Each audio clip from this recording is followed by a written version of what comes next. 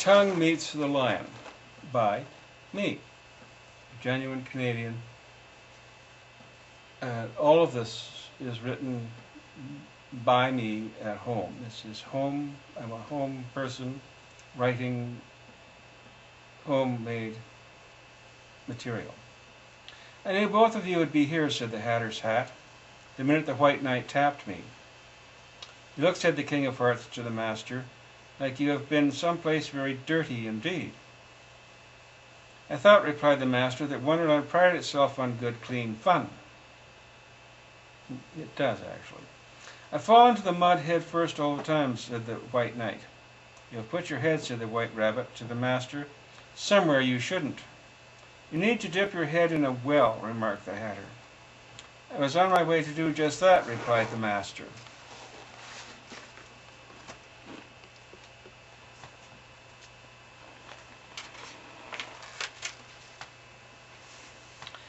I have a funny sort of feeling, said the King of Hearts, like being a rabbit that has just popped out of a hat. What was it like? Asked the writing desk. It was rather like being sucked very quickly into and through a silk tunnel, replied the King of Hearts. Almost kind of a rebirthing. My hat, said the Hatter, is worth a lot more than I thought. I'm glad it didn't happen to me, said the White Rabbit. It reflects poorly upon rabbits that we are mere creatures that are popped out of hats. I wouldn't mind having it done again, said the King of Hearts, with a little warning, of course. If you have it done again, said the writing desk, you don't know where you will come out next. Quite so, said the King. I do wish the Queen were here. Whenever I want something done, I just ask her. But, said the writing desk, you don't have to ask her. You're soldiers, and subjects will do what you say directly. I would say, said the Master, looking at the King of Hearts in the eye, that you are the result of an unhealthy, close mother-son relationship. I should say, replied the King of Hearts, that if my wife were here, she would have your head cut off. I should think, said the writing desk, that she would have everyone's head cut off. And, said the Hatter's hat timidly, probably my top as well. Your mother so invaded your life that there is very little you in you, said the Master to the King of Hearts. I'm not full of myself at all, said the King of Hearts, but if I did ever disagree with the Queen, she would divorce me. Everyone fears and hates the Queen of Hearts, said the writing desk. I should think it would be a blessing. I cannot live without her. She is everything to me. What can she do that other people can't? Asked the writing desk. I'm very deeply in love with her, replied the King. Whether or not she has a talent for anything doesn't matter. I would say that you are enchanted, said the writing desk. It is more common in everyday life than in fairy tales. I admire everything about her, replied the King. I consider it to be the best thing that can ever happen to me, to be a part of her. It would seem to be a destructive closeness, said the Master. The best ruler is sweet-tempered and considerate. You're neither sweet-tempered nor considerate, said the tongue, having quietly re-emerged from the rabbit hole. And you are the master of a college. That's different, declared the Master. No, it isn't, said the tongue. I always patch up any mistakes my wife makes, said the King of Hearts. Together we make up a whole. Why is she always so angry? Asked the writing desk. She wants the world to be perfect, answered the King of Hearts, the way she is, but she doesn't realize that it's not possible. She does nothing but make a mess of it, said the writing desk. I see both sides of things, said the King of Hearts, and that can make for weak leadership. My wife keeps people on their toes.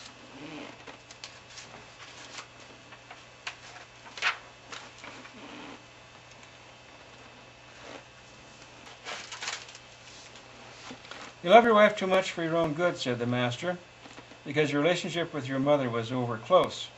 My grandfather, said the King of Hearts, was not a very romantic man. My mother wanted to marry her childhood friend, a prince, but her father felt that there was more to be got by marrying the young man that he had chosen.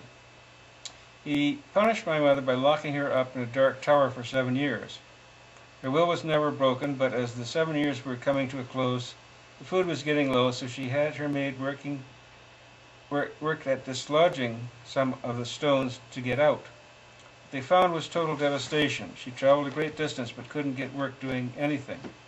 Finally, she got work scrubbing, cleaning in a castle.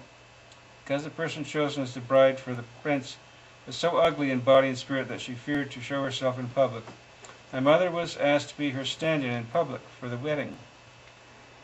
The forced bride revealed the truth only after the wedding.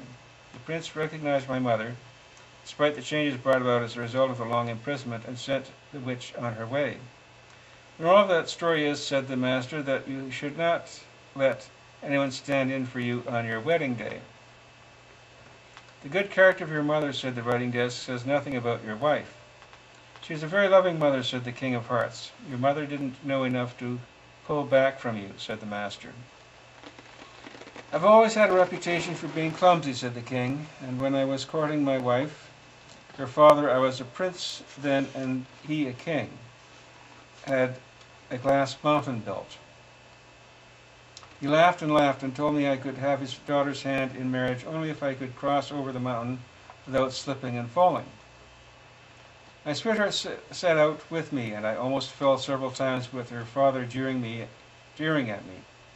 Then, to my horror, she fell down deep in a fissure in the glass and disappeared. Her father got serious and rushed out to help, falling right and left, getting quite a number of bruises. I found out later what had happened was she had fallen into a cave, and a mean man had made him his servant there. After many months she caught him sticking his hand in an open window, shut it on his beard, and as a condition of his release got the ladder which he used every day to go to the outside world, and the considerable supply of gold he had. When she reunited with her father, it was decided that the ogre's gold would be hers, and her father married her to be very thankfully. After all that, reflected the writing desk, you certainly must love your wife. I think that humiliating experience with the ogre was what did it to her, said the King of Hearts. You still should be the man in the family, said the master, and wear the pants. I am a man, said the hatter, no matter what I wear.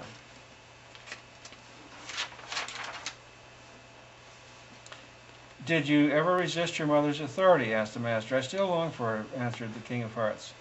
You were never a little man, asked the master. I had a good and loving childhood, said the king, and if I weren't king, I would be a kindergarten teacher. White Rabbit lifted up the hatter's hat and tapped it on the top absent-mindedly.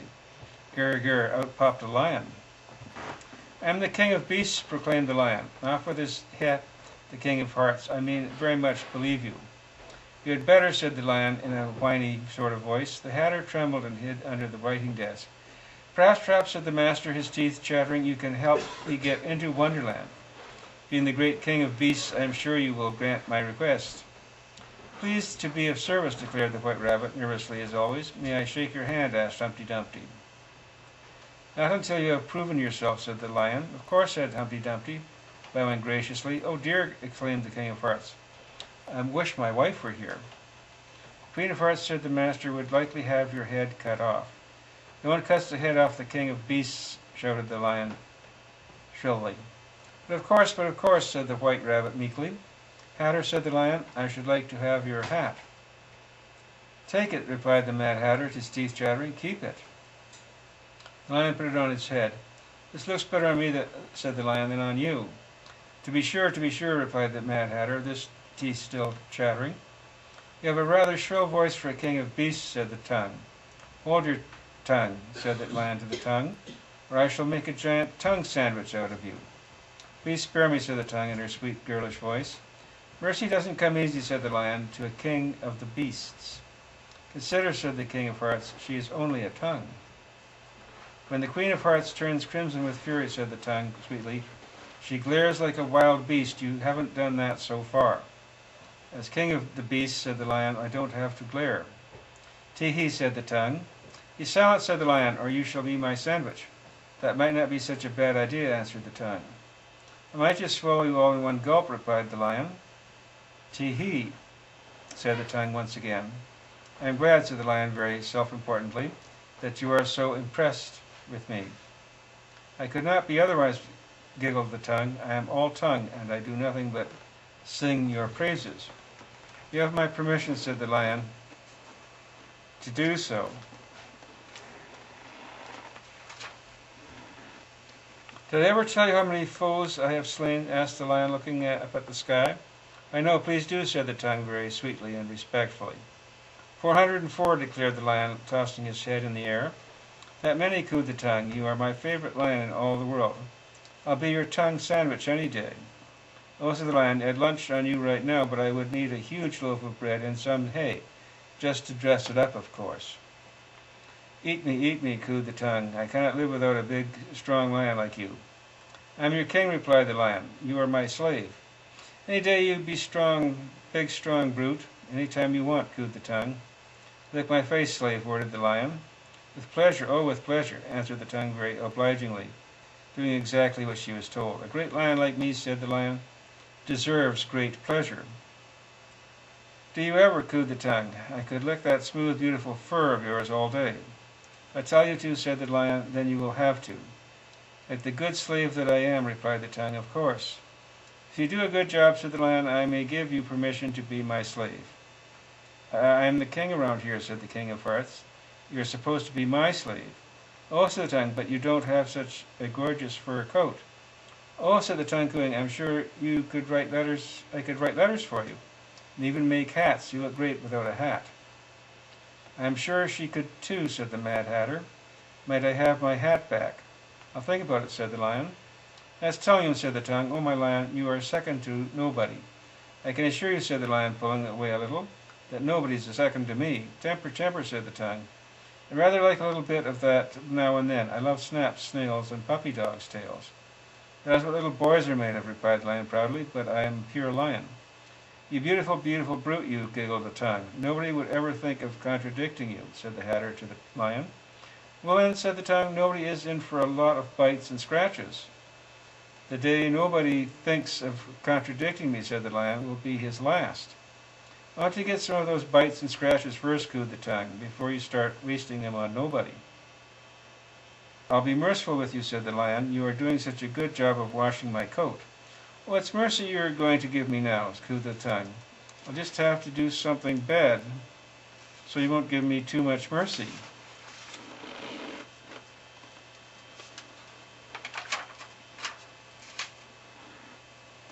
But my robe, answered the king, is trimmed with ermine. You are too old for me, replied the tongue. I'll make tatters of your robe, said the lion, if you get in my way. Now, cooed the tongue, that's my lion talking. You won't be talking much more, said the King of Hearts, if my wife has his head chopped off. Why would anyone, asked the tongue charmingly, want to cut such a beautiful head off? Because it is defiant, replied the King of Hearts, and insolent. If you continue to be defiant and insolent, said the lion, then I shall bite your head off. Oh, my lion, said the tongue, I'd love to see that. I'll have you chopped off as well, fumed the king. Only my lion can do that to me, said the tongue, if he wants. You're making a false ruler of him, said the king, spluttering. Lion can rule any way he wants, replied the tongue, inside out and upside down. What do a lion and a tongue have in common, asked the writing desk. Absolutely nothing, said the tongue, which is why I can't get enough of him. Lick the fur on my back, said the lion to the tongue. Well, you are at it. Yes, sir, replied the tongue. It's a big job, but I'm the biggest tongue in the whole wide world, and the only slave you'll ever need. Why, I'm sure I could use a few other slaves, replied the lion. Say, a writing desk to write letters for me, a hatter to make hats. So that's the end of that unit. It's probably enough. What time is it?